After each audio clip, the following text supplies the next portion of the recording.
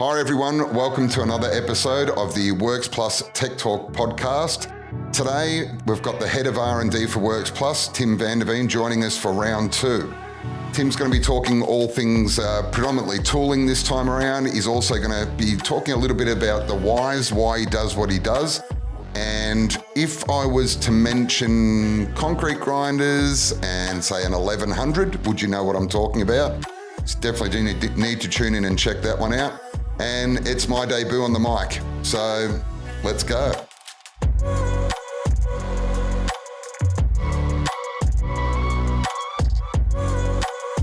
Tim, thanks again for joining us today. I know you've been involved in the previous podcast with Brandon. So in that podcast, we talked quite a bit, well, yourself and Brandon talked quite a bit about your involvement in the introduction of polished concrete into Australia, if not worldwide. And talking through that conversation, it kind of led you down the path of the evolution of machinery and that sort of thing there. Mm-hmm. So it's great to have you back, and I thought we'd circle back and certainly discuss more about the evolution and the start of polished concrete in Australia. But maybe this time, rather than the evolution of machinery, talking a little bit more about the R&D side of things, being that you're the head of R&D for Works Plus, but more so about the tooling. And I guess tooling, we could also put chemicals and things like that under that same umbrella. Mm-hmm. So yes, thank you again for coming on. So we really get to nerd out on product today. Is that what you're saying? Absolutely. always. On camera. Well, hopefully it won't be as boring as my last episode. So you'll be right. We'll try and raise the bar a little bit today when it comes to the entertainment stakes. So. No. We'll be right as rain.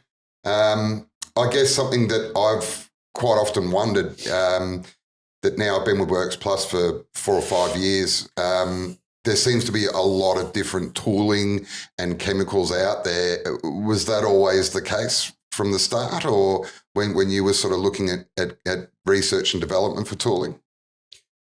No, actually it was quite the opposite. We were pretty much in a tooling wilderness when we got into the industry. I guess it's always good to know.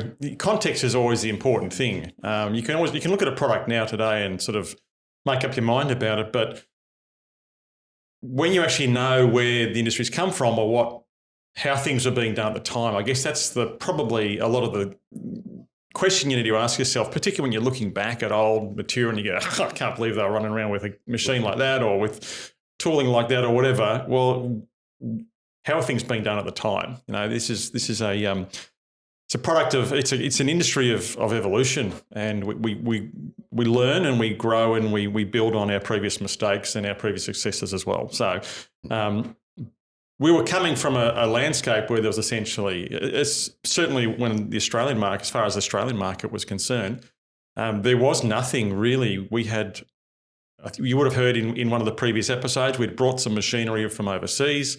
We're talking, let's say, mid-90s, no internet. Telephone was extremely expensive back then, if you probably don't remember, but you wouldn't be picking up the calls to make an international, the phone to make an international telephone call on a whim. You'd be saving that because you'd be $25 later for a 5-minute telephone call or something crazy like that. So we had fax machines. And everyone remembers what the resolution of the pictures and things like that on fax machines were. So the world was a very big place back then, and we were a long way away from everything. There wasn't the connectivity, there wasn't the access to information. And I think we might have touched on that a little bit in one of our previous discussions. So we were stuck in Australia with some machines. As we outlined, we were the first people to bring some of these machines into the country. So there's no local support. We had minimal training. We had no background. I mean, none of us have any engineering or trade certificates or any sort of qualification. So we were a bunch of kids. I think Josh was probably 15 at the time. He must have been, because I was in my early 20s, 2021, so 6 years younger than me. So we were just kids running around with stuff. We were clueless. So I guess that's the backdrop. Long way from the rest of the world, long way from the manufacturers of products, very, very green behind the ears with almost everything. And we're trying to make a business out of of using these machines. So you start looking around. Communication was very hard. I think we mentioned that before too. You're talking about countries, the United Kingdom and Sweden, where we were dealing with the manufacturers of those machines.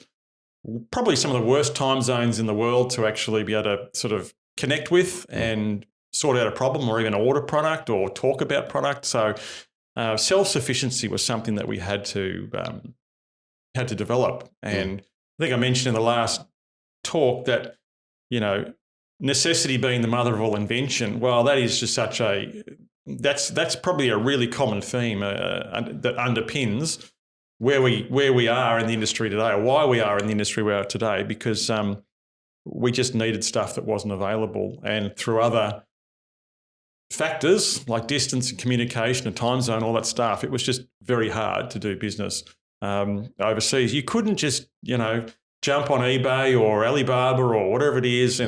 Even importing products was an absolute pain, and it was difficult just bringing products into the country. There wasn't your FedExes and your UPSs and all this express clearance, and just it was not an easy place. It was not an easy time to be doing business internationally. So we had to sort of develop some local self-sufficiency. And look, when you look around at the time, there was less than a handful of diamond tool manufacturers in the country, all of them only manufacturing metal bond products, predominantly for cutting and drilling. So stone processing, because Australia was doing, and still does, a fair bit of stone processing, quarrying and stone processing. So there was the industry set up around those guys. There was the cutting and drilling for what's still the cutting and drilling marketplace today. Grinding was a really, really small marketplace. So there wasn't a lot of R&D being done. There wasn't a lot of local competency as far as what made good grinding tools, certainly not for planetary machines, because they just didn't exist in the country before we started bringing them in. It was just little single-headed grinders. So very few options as far as resin products were concerned at the time. What was considered resin tools back then were actually the stones that you used under a terrazzo grinder, because they were a carborundum that was cast in a resin product. So when we talked about resin products back then, they were a wet tool that were essentially made up of silicon carbide, carborundum. So, and you could probably buy some wet tools just for like on a handheld wet polisher. So very, very slim pickings as far as tooling was concerned when we began, whether it be from choices, options, or even knowledge and understanding. It was wilderness. So you mentioned the necessity or what you need to be able to move forward, what the processes you're trying to do and that sort of thing there, and everything was more so metals related and that sort of thing. Without getting too works plus sort of product heavy, but I know specialties, the specialty resins are definitely one of the fan favorites out there, I find, for sure. Is that sort of what led you in to the specialty resin? Well, I think again, context is an important thing. You have to realise, you have to think, what were we doing at the time? I mean, I guess the main question is for any new product is, why do you need something new, right? Why do you want to change the status quo? There's obviously one there. It could have been a really low-level status quo like I was talking about at the very beginning, when there was almost nothing available, the status quo. So there's plenty of opportunity for improvement. Fast forward to today, where we've got a very mature industry. We've got, there's a lot of products out there. There's a lot of tools out there. Why do we need to change, or why do we need something different? So the specialty was one of those products where, again, if you understand the way things are being done at the time, you'll understand why the specialty resin itself was such a big step forward. Was it the dry factor? You mentioned a lot of it was sort of designed around wet processes. Was it that sort of dry factor, like the dry grinding and that sort of thing? Was it part of that evolution, or? No, it was essentially we had a fairly good dry process. So when we started developing specialties, and just to give you a bit of an idea from a date point of view of time, let's call it 2010, 2011, 2012, somewhere around there. So we'd finished up with Husqvarna. We hadn't done a lot of diamond tool R&D during the 3 years we were working for Husqvarna because that was no longer part of our portfolio, essentially. You were tuned into their products, obviously. Yeah. And so the product, the polishing process had pretty much well plateaued for, I'm going to say, for about 5 years. It hadn't changed much. Okay. And probably one of the biggest pain points back then, and I guess if we just sort of reflect back to some of the things Josh was saying in his talk, was a lot of the R&D we did back then was in the pro grind business because we had the contracting business, because that was our starting point. We had that contracting business. When we started manufacturing, we got to essentially test everything in pro grind before we rolled out and made it accessible to other industry customers. So we validated things in pro grind to make sure it did what we wanted to do before we gave it to other people. So we took all the risk, we took all the liability basically that way. We weren't having people trying something and, hey, it may work, it may not. So there's a little bit of in-house and we've got a great facility here, but would you still say that rings true today?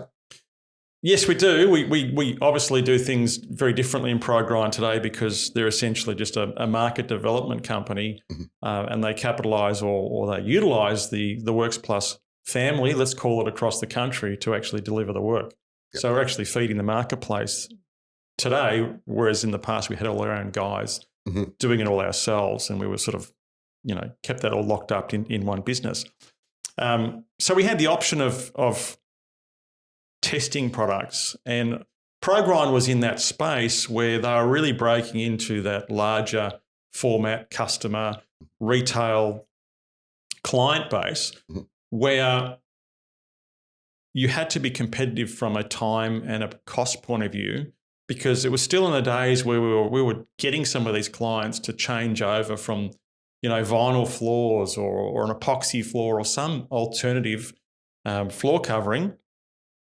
And we wanted them on polished concrete, obviously, because they had nice big stores. There was lots of square metres there. However, we were competing with products that had much shorter workflows or the installation time was quicker. So we needed to find a way of making the polishing process faster, okay? It was already good. We're getting great results, but they were predominantly being on a smaller scale. The opportunity to really get into the commercial and the retail space was to make a faster process. So really sort of streamlining a winning process, but streamlining it. Yeah, essentially trying to contract the delivery process time.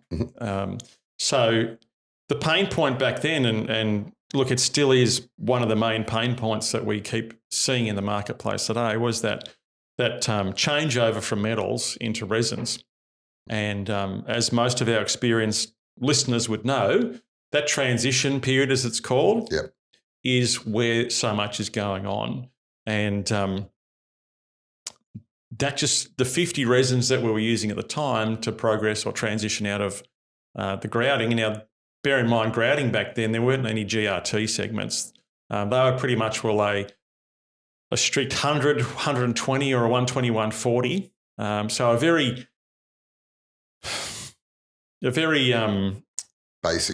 basic grit style of grouting product. So you tended to have far more aggressive grouting scratches. And if we went finer with the technology at the time, the grouting became too slow and wouldn't do the job. So we're kind of stuck with a product that left some fairly aggressive scratches in the floor. And then we've got a 50 tool that was taking a long time to get those scratches out.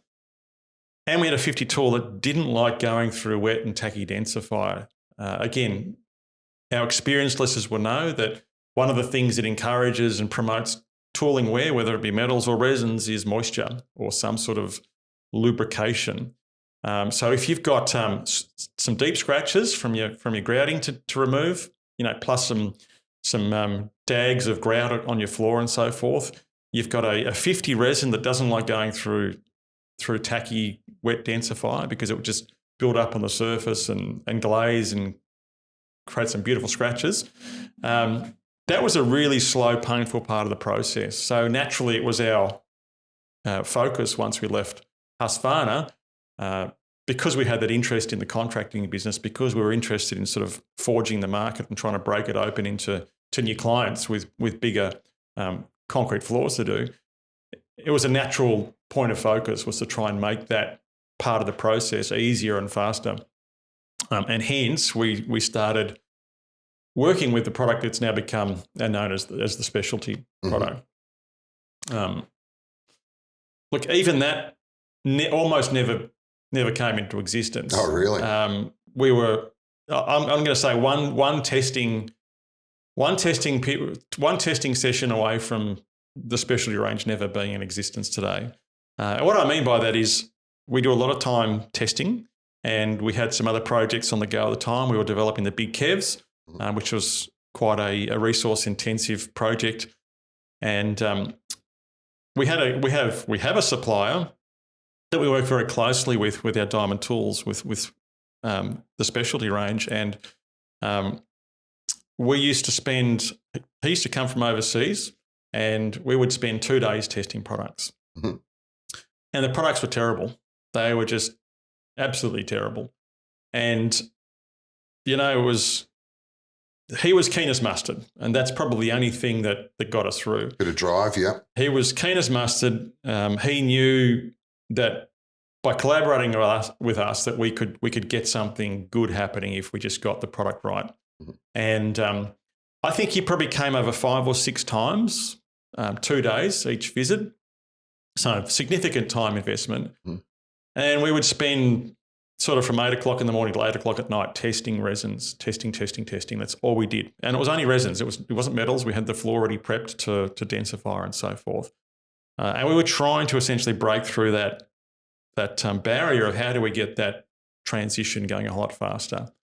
And I remember that the second last time this guy came, I said to my family members, to my partners, I said, I'm done with this.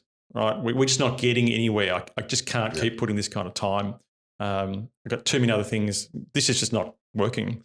And I even sent him an email saying, "Listen, it's been kind of good, but I just can't keep doing this. I don't have the resource and the time to do that."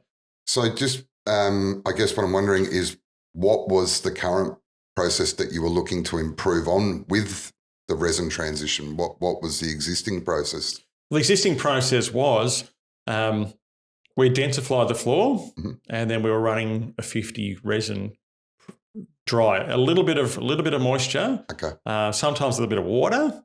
See, what was happening if you just hit the potassium densifier dry, you often it's a hard material, and you often just leave these brown patches on the floor. And these brown patches, then you would spray with a bit of water to try and soften it up and cool the diamonds, get a bit of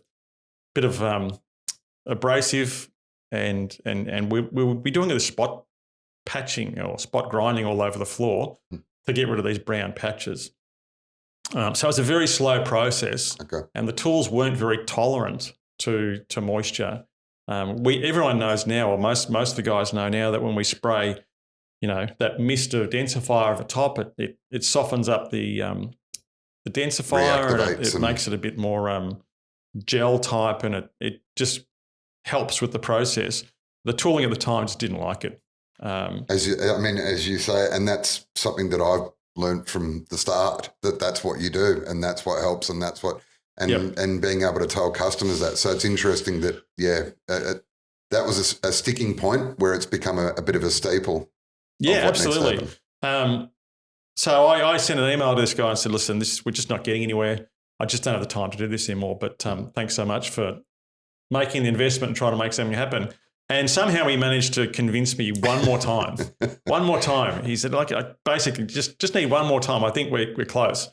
And of course, as I say, the rest is history. That next time, the product just clicked, it worked, and it was a breakthrough. And we just ended up getting a new platform from a tooling point of view to actually start, a couple more refinements. And that turned into the specialty range that we have today. That certainly from a productivity point of view, let's bring it back to ProGrind, because that's where we were that's where we were working at the time. That's where our focus was. It enabled us to really up the productivity through that transition phase. It enables you to put more densifier into the concrete. So you can set up the floor a whole lot better than we were doing back then, because we're getting more densifier in the floor now. And we ended up being able to do better floors that lasted longer for retail clients that want longevity from their floors, and they've got a high traffic requirements and demands, unlike a residential client. So that really helped us to be able to commit to shorter timeframes, and therefore be more competitive with your vinyl floors and your epoxies and so forth. And that in itself has flow-on industry benefits for everyone, because now, all your Dan Murphy stores, all your Woolworth stores, all your JB Hi-Fis, your Beacon Lightings, your Barbecues Galores, they're all showrooms for polished concrete, We've got plenty of customers that do residential work, but who gets to go and see their beautiful work? Okay, the friends of the people that own the place get to see it. All these retail stores, they're public. They became showrooms. They became showcases for polished concrete. And that just naturally has a roll-on effect right across the industry. Whether it be other retail, whether it be residential, people become familiar with the product. Oh, I like this. I've never seen it before. But they're walking on it, in their JB Hi-Fi or their Barbecues Galore or their Dan Murphy or their wherever they're going. And all of a sudden now they're starting to think about polished concrete instead of something else. Well, I suppose leading into that a little bit, that side of things, research and development, designing of different tooling and things like that. I guess inspiration. We've spoken black and white about productivity and speed and getting jobs done. Is there anything else that sort of inspires you to produce, talking specifically about tooling and product, but any other sort of products or things that have come from R&D? It's a good question, Mike. Where does your inspiration come from? What's your why? And we challenge our customers with this all the time at our seminars as well. What's your why? Why are you doing what you're doing? It could be a very short answer. Speed and productivity are pretty good, but I just thought I'd check in if there was anything else that might sort of might sway you a little bit. I think certainly for someone that's been, when you're in an industry for a long period of time, and it's a niche industry like we are, you need a good motivation to keep going, because I've seen a lot, and I'm not saying this to big note myself or anything like that, but it's not an industry that changes really quickly, and it changed a lot in the early days, and there was a lot of pioneering going on, but there's a lot more stability and maturity in the marketplace. We kind of fell into this industry. We didn't really strategically identify it as a great opportunity for us as a family to get into. You probably heard about that in the previous couple of episodes. Look, there's a lot of motivations I've got. Look, one of them would be my faith, my Christian faith, obviously. Core to that belief is a thing we call calling. So, we believe that people have been given gifts and talents. And I've kind of learned that my gifts and talents are in this area, and this is where I can make a contribution with those gifts and talents. So I feel like this is where I need to be. And based on all the history and all the products I've seen in the development, I've kind of got this unique experience and this unique knowledge, and I can do something with it in a way that a lot of people can't. So there's sort of a bit of a burden, a bit of a responsibility that comes with that to basically utilise that and use that to serve others and give that out and contribute. So that's very much a part of my reason for what I'm doing. I certainly love the profession. I was going to say, we're talking a little bit about passion and things like that, and I'm sure you probably enjoy it as well. I do. Absolutely. I do love the industry, and it's a great industry, and it's full of great people. And there's something really funny about concrete polishing guys. Yep. You've noticed that you deal with them every day. We get to mingle and interact with them at seminars and trade shows, and they're just a they're just cut from a different cloth, you know. And I would say if you're listening to this and concrete polishing or concrete grinding is a real chore for you, maybe think about doing something else because all the successful people in this industry, the guys that are out there doing great work, it's just in the blood. They've just got a thing for it. And I quite often say that it's almost like I'm dealing with artists. Yep. You know, people are there's perfectionism, but then there's also passion for it as well. And I see that a lot more often than not in this industry, and it's great. And I guess it's kind of like, you know, if you're working in any business or anything like that and you hear people throw around the term, it's a fantastic place to work because everyone wants to be there.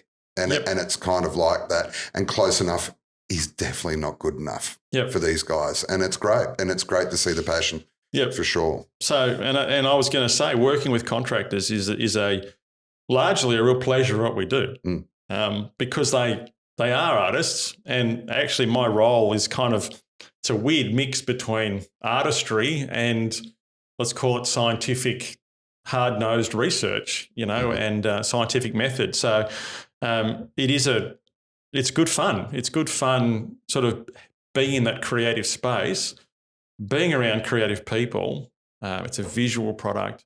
Even just straight up floor grinding, forget the polishing, is still a visual application. It's a visual trade.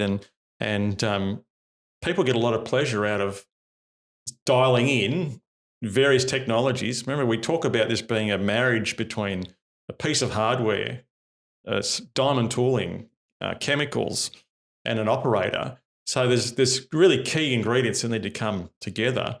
And when they come together well, it's like hitting a good golf shot. When it comes off the face, it just feels sweet. And you go, I'm coming back to do that, you know? It can be painfully frustrating. It's like a surfer chasing that wave, that perfect wave. Yeah, everyone knows that time they've done something and they've done it right for the first time. It could have been on a musical instrument. It could have been on a skateboard, you know. And it's like, all right, I'm hooked. That felt good. Let's do that again.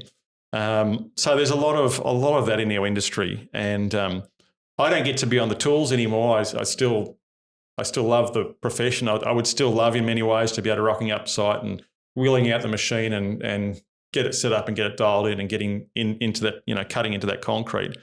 But I get to work closely with a lot of guys that still do. So making products, understanding where their pain points are, understanding where we can help them be better at what they do, but enjoy that creative, that artistic process too, is certainly something that I find still motivating. And if I'm not talking with customers, I'm not interfacing with them, I'm not doing my job as well as I could be. And I know that. And I know that time when I know that when there's times where I sort of get a bit stagnant at what I'm doing and I just go, I've got to get back in contact with the marketplace more. And you might have just answered a personal question there, which I quite often, I tell customers this, but I don't know if I've ever really mentioned to yourself. I know I've definitely mentioned to Josh, but when I first started, and obviously a little bit daunting that I wasn't from the industry, so I was a little bit concerned that I love to help people and I wanted to be able to help people, but obviously I had a road to go before I understand and dare I tread on the toes of these artists that have so much passion for what they're doing, to proceed to tell them what I think they should be doing. So you and Josh will just come to us, and if you've got any issues, and I guess it was a good way for me to learn as I was going, try and get some pictures. And we talk about technology these days, you can get some pictures of what we're looking at and things like that, and gives us a bit of an opportunity to help. And I thought, that's fantastic. And I thought, I wonder how long until that wears off. They're getting a bit sick of me coming to them. And I tell customers this, and I say, look, hats off to Josh and Tim. I've never felt awkward or intrusive to come to you guys with any issues that someone's having out there and that sort of thing. And maybe that's why you still like to see what is happening out there and getting some feedback. So it is appreciated. Absolutely. Oh, absolutely. Even sometimes what you might think is the dumbest question could just trigger a new thought or hey, you know what? This can be done a better way. You know, this is not actually necessarily a problem with this person, it's a problem with the process, Mm-hmm. or it's a problem with the product range. Let's find a better way. Yep. Let's get rid of this bottleneck, this pain point. And I know you mentioned getting to a little bit of an end of the road when you were looking at the specialty resins, some of the different iterations, and it was becoming looking like there wasn't something that was going to eventuate. Not just in the specialty, but I suppose in any products. Is there anything that particularly stands out that didn't quite make the cut or make it out to the industry? Anything that we might find interesting? That we might find interesting. Interesting. Mike, you know that our brand promises totally works. Yeah. There's a lot that falls into the doesn't works category as well. Yeah. And it wasn't long ago I did a big clean out and I filled a skip bin with products that basically been holding on to a long time, thinking we might have a use for that, that we just called a day with. And so there are plenty of products that never see the light of day. Unsuccessful candidates. Unsuccessful. And that's not necessarily because they don't work. No. It's because we just don't see the hole for them, or there's a need. It's basically a duplication of something that might be working already out there that we have in the range. It might be because it's been actually created for a system that we think actually works better a different way. So it still might be a good product if you're doing a system a different way, but we just steer people down a different path because there are other things with respect to that from a whole complete system point of view, it doesn't support a better outcome. A good example of something like that, I was having a discussion with a distributor last week, I think, and they've got some customers that it was an interesting question because he said, do you have a densifier that has a lower solids content? So he was talking about our potassium, our Totally Boost, our TBP, which I think is still the highest solids content product of the marketplace. So there's a lot of active material in that. And often these things come back to me as a very curious sort of sounding question. So he said, have you got anything less concentrated? And I'm thinking, why would you want something less concentrated? Again, because when we started working with densifiers, we were using much lower concentrated products. Again, context is everything. We found out there was problems with that, or it didn't give the longevity to the floors and user-friendly, all these different things, which is why we've landed with the type of concentration that we have today. So when people say, have you got something different to that? It's like, okay, got to dig a bit deeper. Now, I mean, it almost feels like a backward step. Why would they? Well, on the surface, it seems like a backward step. Yes. So it's like, okay, we need to understand what's going on here. And I guess part of our strength is being able to understand a complete system, and when people start combining different things together, is actually going, okay, I know what's going on here, and we can pretty much will assess how that's going to result as far as an outcome, whether it's going to be better, it's going to be worse, it's going to be the same, what might be the strengths and the weaknesses of doing something a different way. So they wanted a lower solids or a more dilute densifier, which was very contrary to what our experience suggested we needed. So it was like, okay, can you tell me more about why the customers are asking for this? And he goes, well, they're doing their grouting a different way. And I said, okay, well, tell me a bit about that. And they said, well, they're now grouting with a resin pad, and it's a 50 grit resin pad. And then they're doing their flood coat of densifier after that 50 resin pad. But because they've been grouting with a 50 resin pad, they can go straight to 100 grit after grouting. Right. But the problem is that the 100 grit isn't taking off your TBP. It's too thick, right? Makes absolute complete sense, right? Otherwise, they'd be running around a specialty 50 specialty 100 after grouting right now, not a specialty 50, right? Yes. There's a reason it's a 50. So so this customer thought they were essentially skipping a step by first step after their flood coat following grouting was 100 grit rather than 50, like was kind of the industry standard. And it's like, I can see how that looks like an advantage on the surface, but do they understand that they're putting probably less than half as much densifier into their floor now than they would be if they were following what would be considered the conventional established system, where we're doing the flood coat after the grout, we're running a specialty 50 with more densifier being sprayed on top of it, and then we're doing a heavy spray down after the 50 to take the 100 off. They're missing out a lot of that densifier. So the end result's going to be that floor is just not going to have the longevity. It's not going to have the lifetime. It may look good at handover. It still may look great.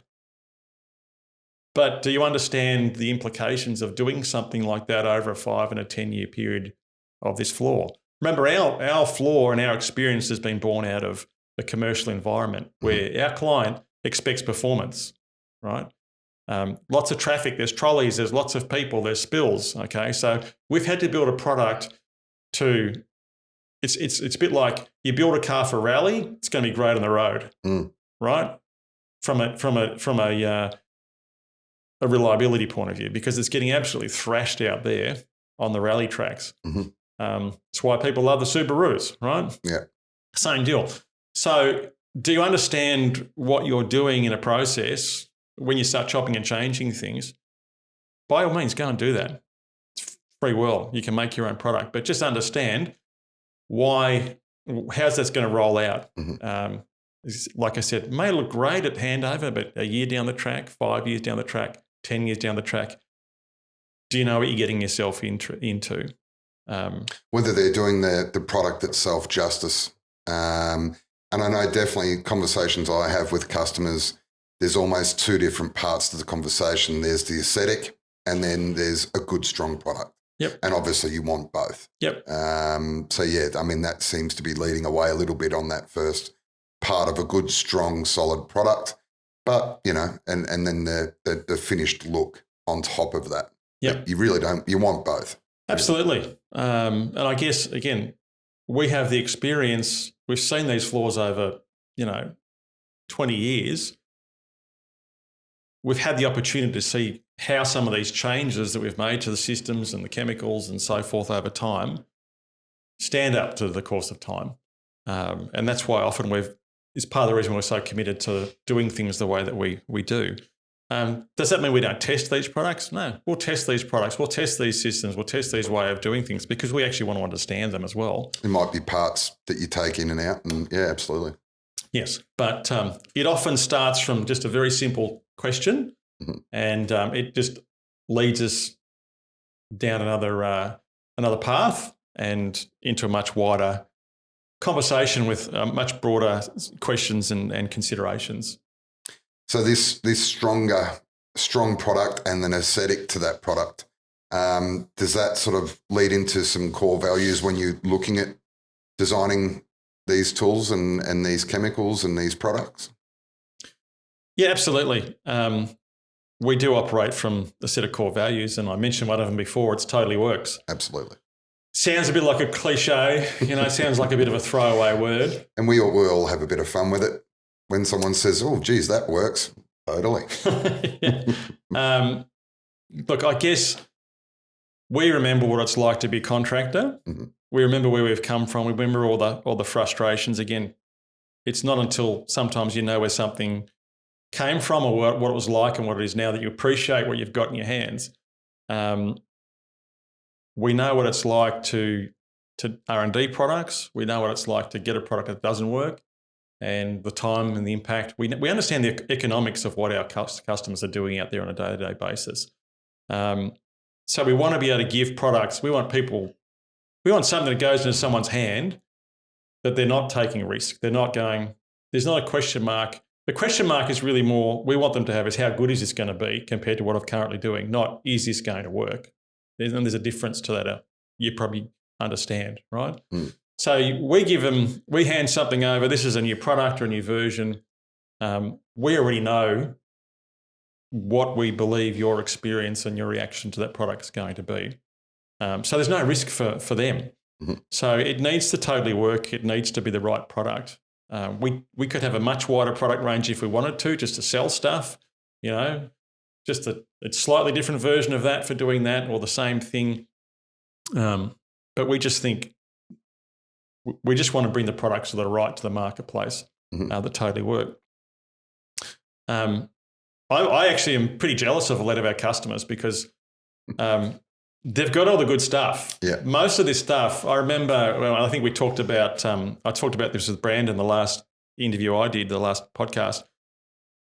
Starting up the first machine that we would say was our final sort of prototype, iteration of the machine, and just feeling how that worked and just the excitement that came with just the feel and just the sound of the machine, the feel of the machine, and seeing the sort of impact it was making on the floor was a really exciting time, was a really exciting memory for me. But it was also the memory where I finished work on the tools. That was pretty much the end of my life out contracting. So we just made the machine that we'd always wanted, and I didn't get to use it, right? That's right. And that's been my life since that day. Is I'm charged with coming out with products. And most of these things, I've got customer envy because these guys are getting stuff that I would have killed for as a contractor.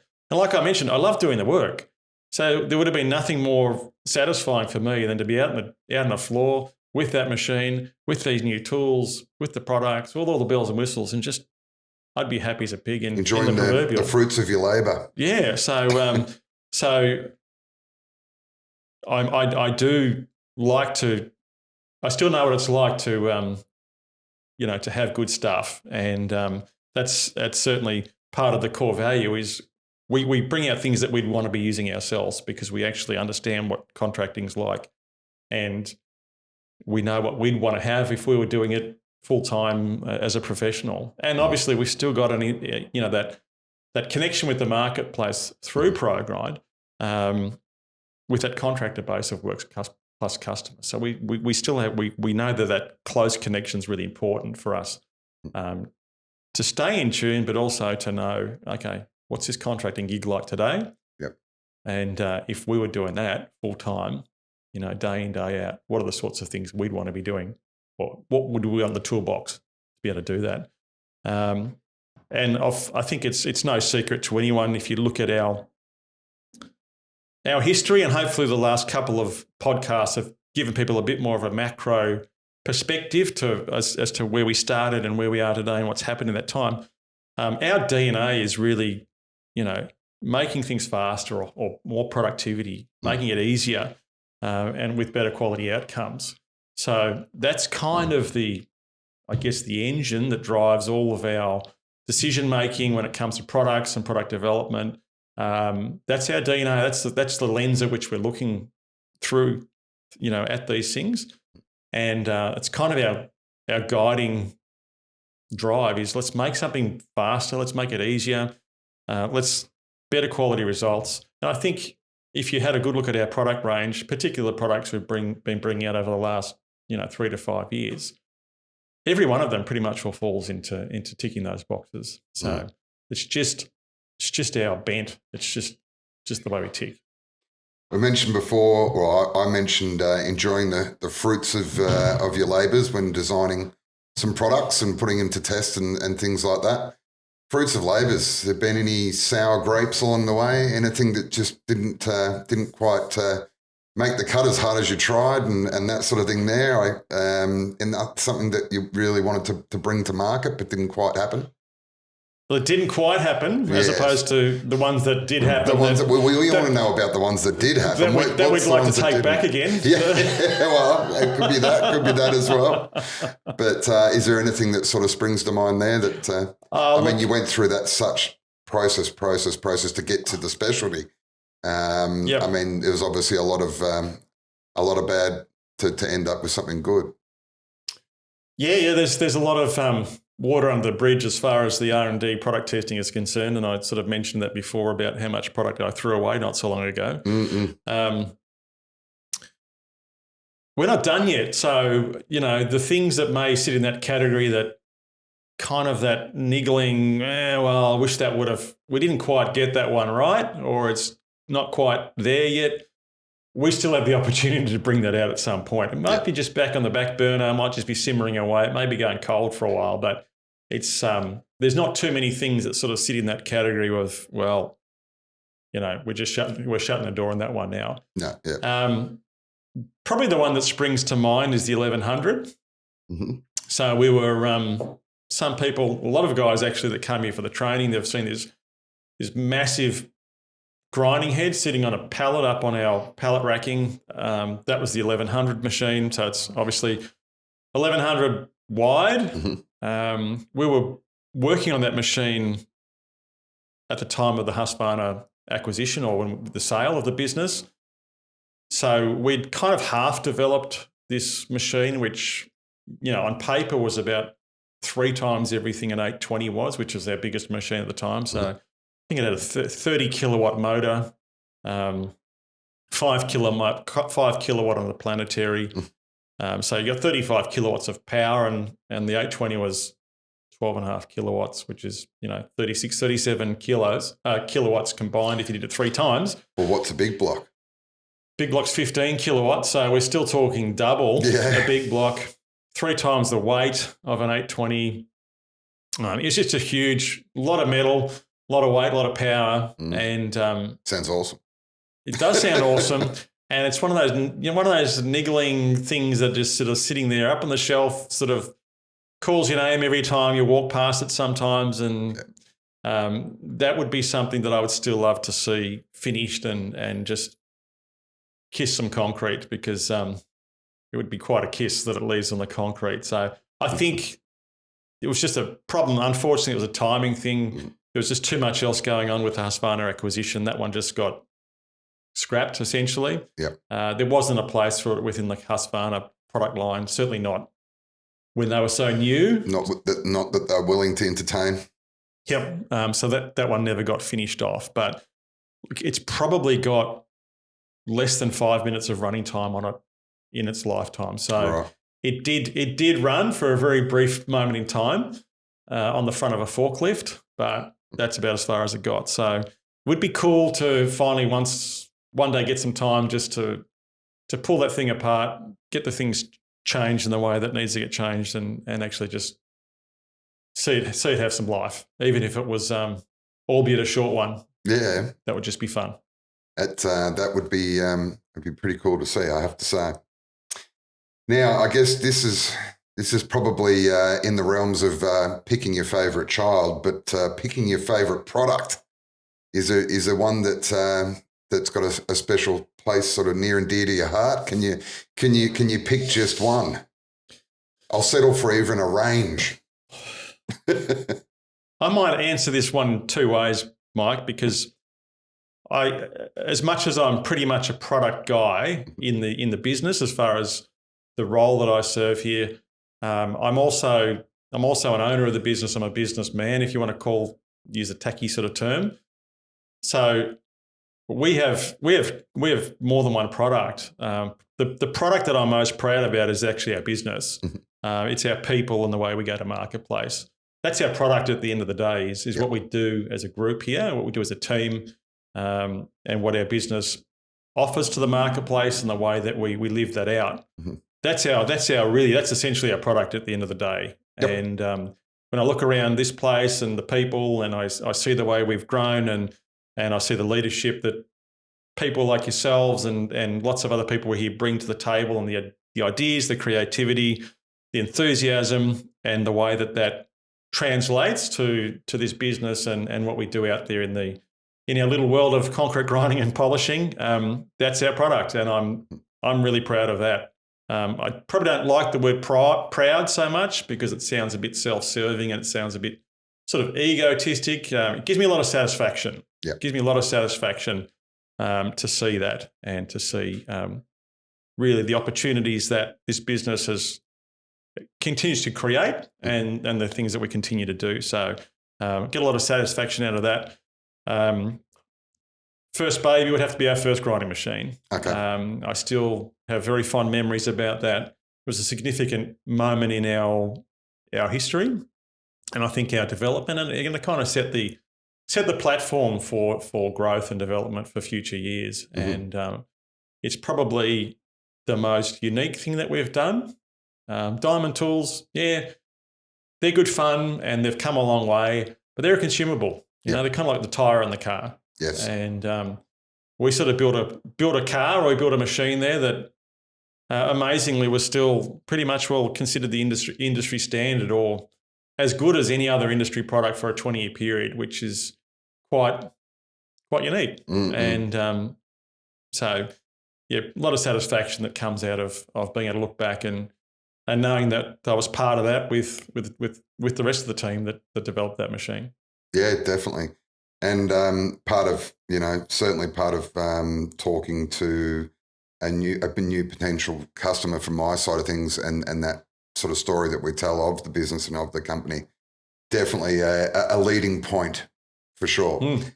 That's one. You said there was two. You were going to mention two things. Oh, well, I'd like the product being the product being the business and the grinder. Yep. Sorry, that's the two. Absolutely.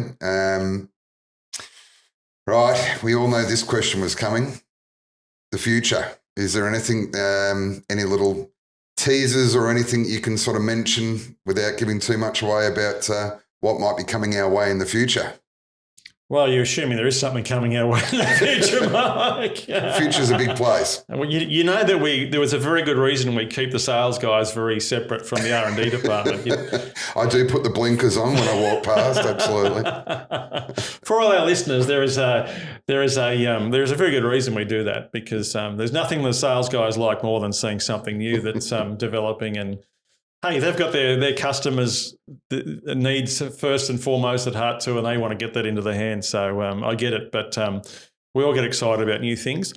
I'm going to flip that around on you, Mike, and say, look, there's been some teasers. Mm-hmm. There's teasers. Our teasers are basically either new products that we've brought out or modifications, upgrades. You know, we've done a lot of work around the big blocks. You know, obviously, you know, if we see the future in productivity, like I was talking about before, and we identified that even our product that we made needed to be more powerful, and we started fitting, you know, the big blocks, and they're all over the world now, these big blocks, and people have seen the productivity benefits. So I'm going to flip it around a bit and say, what would be if we were going to be bringing new products out, and we will bring new products out, and people are seeing we're doing that. What are our new products categorized by? You know, if you had to dream of us doing something, what would it look like from a features or category? What would those products be categorized by? Question on without notice, but look, I don't know. I think I certainly have customers that I go and see weekly or fortnightly, and the first thing they say is, "What's new?" So, oh well, I've just been down the road. No. What's new? What's coming? What's happening? And I guess and it's going to be a very broad answer because but I'll say more of the same, more of what we've just been talking about, and that is just the passion in the industry, the evolution of existing products, new products coming in, and I guess having more of the same coming this way, and just that we don't stall, we keep the passion, keep the fire, and keep it going. So it's nice that people are excited to see you and ask, what's new, what's happening, what can you tell me, so. And I'm sure often you'd love to tell them a whole lot more than you're able to. Absolutely. And that's why we both here today. And if as I say, I do tend to put the blinkers on a little bit when I pass the R&D section, because you don't like to get too excited about the things that you think you might be seeing. Mm-hmm. So you've just got to, just sort of wait like everyone else a little bit and see what happens. And I guess the other thing is, as I say, being fairly new to the industry, even still, but back when I was, and just trying to give you guys feedback as much as we can from our customers with different pain points and things like that, and just trying to make sure being a bit of a conduit through to you guys to make sure, what might be some pain points out there and things like that. So information is power, and just trying to, I guess, represent some of the customers that I talk to back to you guys so you can get a bit of an idea what's happening from that side. Obviously, you've got the ProGrind side as well, and your own contact directly with customers and things like that. Mm-hmm. But no, so yes, a very general answer, but more of the same. We want to keep seeing more evolution, more. Absolutely. Yeah. And look, we like we mentioned before, and we talk about often, we think the complete supplier in this industry is one that is actively in the development of the consumables, or the diamond tools, the floor treatment products with the various chemicals that we use, the equipment and the machinery, and obviously the development of the actual operator. And those things all look very differently depending on what you're doing. Sometimes it means new machines. Sometimes it means, upgrades or improvements of machines, or getting bugs out of machines. And we've seen that in different ways. We've mentioned big blocks before. We've done wheel kit upgrades. We do lights on machines. We do all these things to from an upgrades point of view, but they're all based on the history, on the understanding of the weaknesses of the current products out there, whether they be diamond tools, whether they be chemicals, whether they be machinery, and we will just continue to compile that information into new products, and continue to drive the industry forward in the best way that we can when it comes to, like we talked about before, speed, ease of product, and quality of outcome. We're also in that. Sorry to interrupt you, but we're also in that sphere, probably the phase of our career where we can tend to do things a bit more because we want to. Mm-hmm. So, we do things a lot now because we want to, because we enjoy it, and because we can take everything that we've learned and put it into something in the way that we want to put it. And I guess I couldn't imagine working at Works Plus and just when a customer says for the how manyth time this week, what's new, what's coming, what's happening, and just say, no, that's it. That's it, guys. We're happy now. What you see is what you've got, and that's it, and away we go. I couldn't imagine saying that. I just couldn't. And I don't think they would imagine hearing that either from us. I think it's pretty well known that we're constantly striving. So it's great. It's good. It's exciting. We are. And look, the more of these sales guys we keep putting on the books, the more people we've got to keep making happy. So the job's only getting harder, Mike. It's not getting any easier, even though the product range might be getting bigger. It's good though. As I say, it's exciting, and it is. It's good to get out there and take the brand out to people and show them what we're all about. Absolutely. Mm-hmm. Yep. Well, it's nice to feed the help feed that process. It's good fun. It's good fun. Absolutely. Well, that's fantastic, Tim. We might leave it there. Thanks so much again for joining us for a second round of the podcast. It's been fun, Mike. I'm actually quite surprised I got invited back after getting thrown under the spring steel bus last episode that I heard from Josh. So I'm glad that even after that was made very clear to the world that I still got the invite to come back and talk. I'm sure you'll probably be back again. I've just got a strange feeling. But no, thanks again. Really appreciate it. And thanks everyone for watching. And of course, you can catch us on Spotify, YouTube, and also Apple. So we look forward to you joining us on the next one.